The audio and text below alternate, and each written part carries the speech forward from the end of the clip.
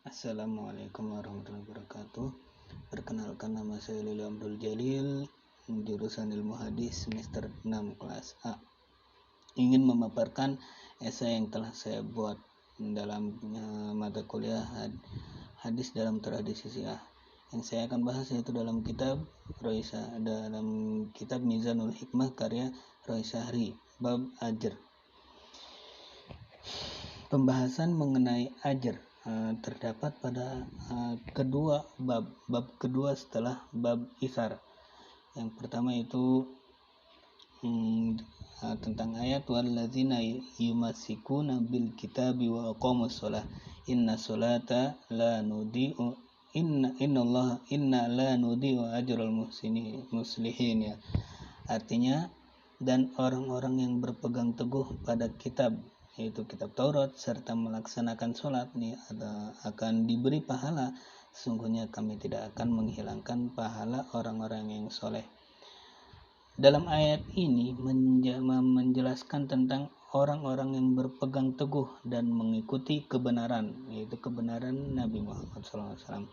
Karena dalam kitab Taurat telah tertulis atau termaktub bahwa Nabi Muhammad SAW akan datang. Kabar gembira itu namanya. Dan dengan cara apa mengikuti ajaran Nabi Muhammad SAW, yaitu dengan melaksanakan kewajiban sholat secara sempurna dan berkesinambungan, yang itu semua akan diberikan ganjaran pahala. Sungguhnya kami tidak akan menghilangkan pahala orang-orang soleh dan tidak pula membiarkan mereka tanpa ganjaran atas kesolehan atau kebajikan yang mereka perbuat itu. Dalam ayat lain Allah berfirman, innallaha la yudhi'u ajral muhsinin. Artinya, sesungguhnya Allah tidak menyia-nyiakan pahala orang yang berbuat baik.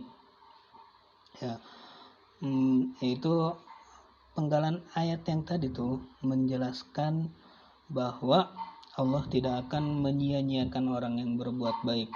Maka Allah selalu memerintahkan kita agar berbuat baik kepada siapapun. Karena Allah tidak menyia-nyiakan orang yang selalu berbuat baik. Bahkan diutamakan oleh Allah. Sudah jelas bahwa Allah itu selalu mengutamakan orang-orang yang berbuat baik. Maka dari itu kita hendaklah selalu berbuat baik terhadap siapapun dan dimanapun dan kapanpun itu.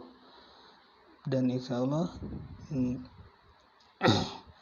kita akan diberikan ganjaran yang mungkin banyak ya oleh Allah karena kebaikan kita. Mungkin hanya ini yang bisa saya sampaikan. Nanti kita akan menjelaskan yang esai kedua ya setelah ini, dan esai yang ketiga. Pembahasan kedua yaitu masih dalam kitab Mizanul Hikmah karya Roy Syahri. Pembahasan ini mengenai tentang ajal. Karena menurut saya menarik untuk dibahas ya. Yang pertama hadisnya adalah Al-Imam Ali alaihi salam khalaqal ajala fa'atalaha wa qassaraha wa qaddamaha wa akharaha wa wasala bil mauti asbabaha. Yang artinya Imam Ali alaihi salam, Allah berkata, Allah menciptakan ajal, maka Allah pula yang memanjangkan dan memendekkan ajal, dan Allah pula yang mendahulukan dan mengakhirkan, dan Allah yang mempertemukan sebab-sebab dengan kematiannya. Maksud hadis di sini adalah ajal itu tidak ada yang tahu, karena Allah yang telah menciptakan ajal, dan Allah pula yang bisa memajukan atau memundurkan ajal itu sendiri.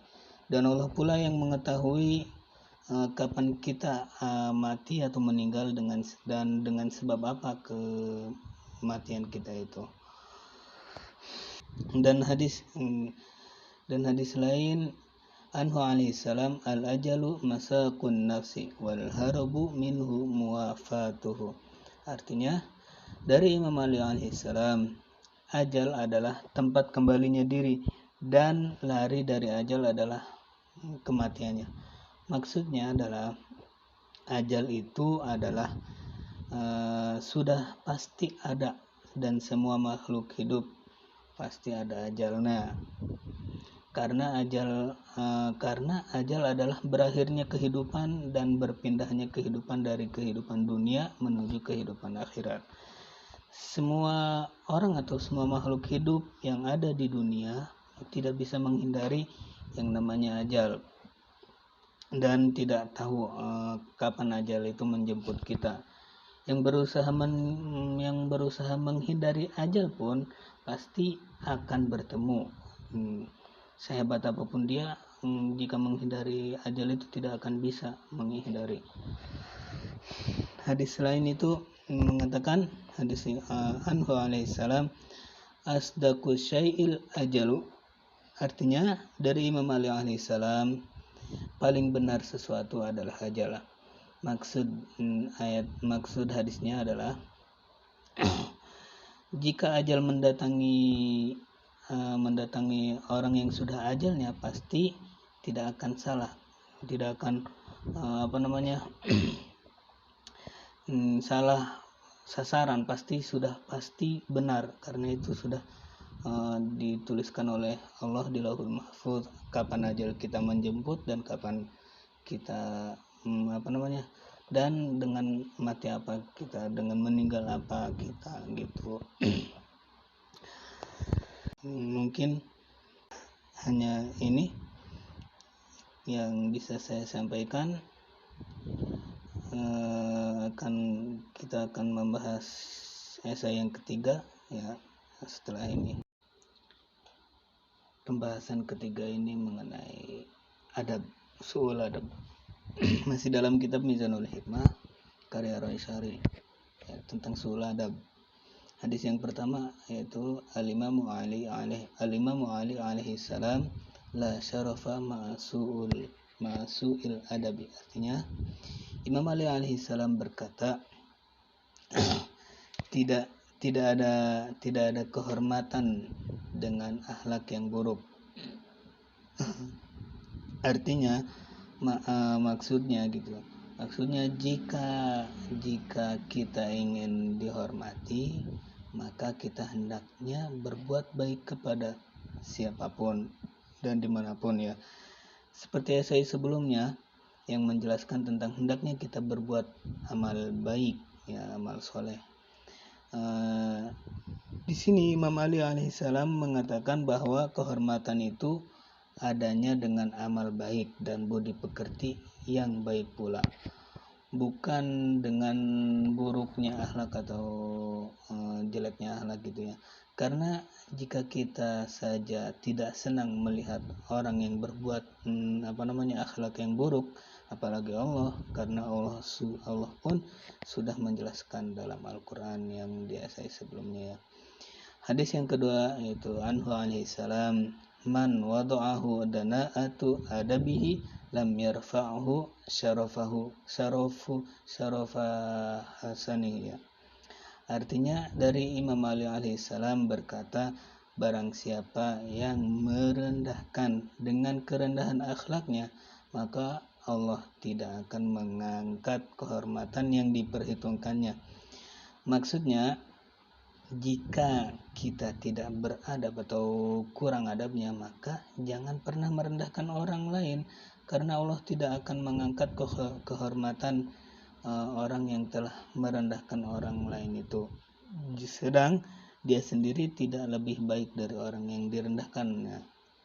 Hadis yang ketiga anhu alaihissalam, bi'san nasabu su'ul adabi. Artinya paling buruk keturunan adalah adab yang buruk. Maksud hadisnya adalah janganlah kita menurunkan adab yang jelek kepada orang lain. Karena dalam salah satu mahfuzat dikatakan su'ul khuluqi yu'di, yang artinya budi pekerti yang buruk itu menular. Maka pada perkataan Imam Ali ini, bahwa jangan sesekali kita menularkan budi pekerti yang buruk. Pelajaran yang kita bisa ambil dari sini adalah hendaknya kita berbuat baik kepada siapapun dan dimanapun, agar senantiasa kita bisa dihormati atau disegani oleh orang lain, dan Allah pun senang dengan kita, karena Allah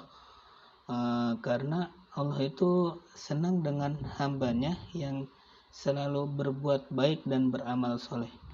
Ya, semoga kita termasuk ke dalam golongan orang-orang yang berbuat amal soleh. Ya, mungkin hanya ini yang bisa saya sampaikan. Mohon maaf apabila ada kesalahan dalam menyampaikan, karena saya juga masih belajar. Kurang dan lebihnya mohon maaf. Wabillahi taufiq wal hidayah. Wassalamualaikum warahmatullahi wabarakatuh.